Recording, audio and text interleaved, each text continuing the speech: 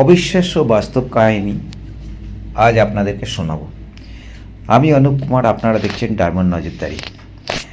আজ এমন একটি ঘটনা নিয়ে আমি আপনাদের সাথে কথা বলবো। সেই ঘটনাটা শুধু প্রেমের গল্প নয়, এটি একই সঙ্গে একটা মানবিকতা, আইন এবং সীমান্ত নিরাপত্তার নিয়ে একটা বিরল একটা উদাহরণ।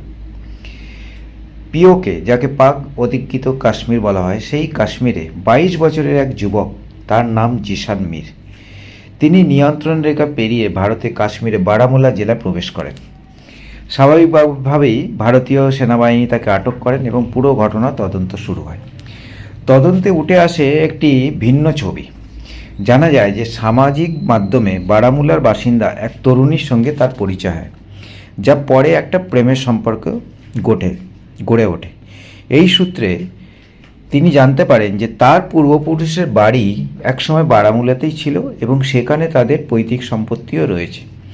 এই তথ্য জানার পরে এই যুবকটি ভেবে দেখলেন যে আমি যদি ভারতে গিয়ে থাকি এবং ভারতের আইনভাবে সেই জমির আমি মালিকানা পেতে পারি, সেই পরিকল্পনা নিয়ে তিনি সীমান্ত পেরিয়ে ভারত সরকারের সেনাবাহিনীর কাছে ডাইরেক্ট আত্মসমর্পণ করেন। এবং তিনি এই পর্যন্ত স্থির করেছিলেন, যদি আইনি মাধ্যমে যদি কোনো তাকে শাস্তিও হয় এবং শাস্তি হয়ে যাওয়ার পরেও তিনি যখন ছাড়া পাবেন, তাহলে তিনি ভারতের নাগরিকত্ব নিয়ে ওই জমির মালিকানা হতে পারবেন।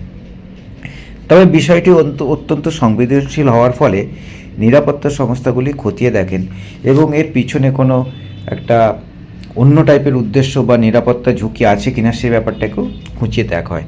সব দিক যাচাই করার পরে ফাইনালি ভারত সরকারের মাধ্যমে তাকে পাকিস্তান অধিকৃত কাশ্মীরে পুলিশের কাছে হ্যান্ডওভার করে দেওয়া হয়।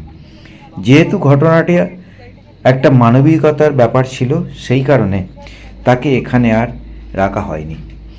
এবং শুধু মানচিত্র আঁকার একটি রেখা নয়, এটা হচ্ছে দুই পাশে থাকা দুই টাইপের মানুষের একটা ইতিহাস, স্মৃতি এবং সম্পর্ক।